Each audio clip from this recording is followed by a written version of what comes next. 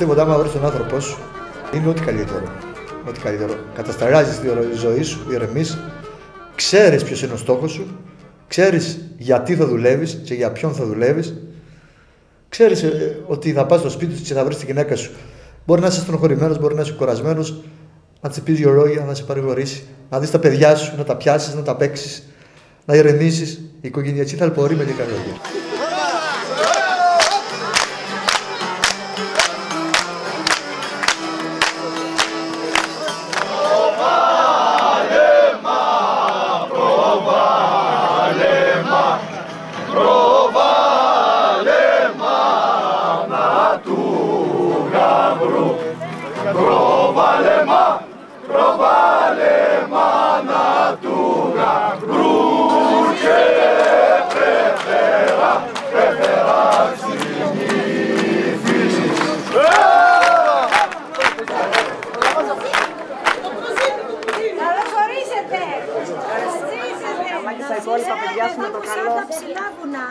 Και ποτέ κανένα σύννεφο να μην σκεπάσει την ευτυχία σας. Να ήσασταν πάντα χαρούμενοι. Δώσε την καρμπονή. Δώσε δαχτυλάκι. Από κάθε πάντα κάνε ένα σταυρό σε κάθε σταυρό. Σε μια ουλιά. Σε όλες τις μέρες. Σταυρό. Βάλε πάνω. Άγια κύριε 2 μέτρα είναι η φάρα μας. Δυνατά να σπάσει, δυνατά. Το θείο. Μπράβο, καλορίζικη. Και τα λεφτά. Και τα νιόλουρα μας, μπράβο.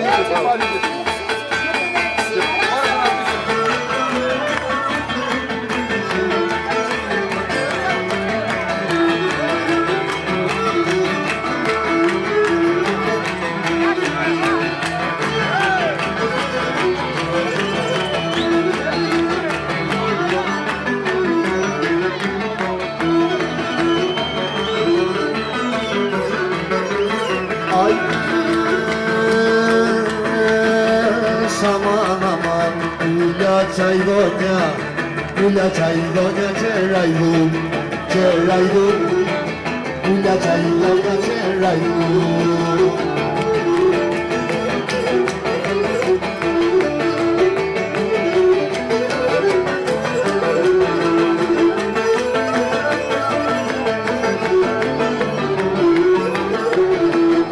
Pula chaidonya cheraidu στα παράθυρα σας.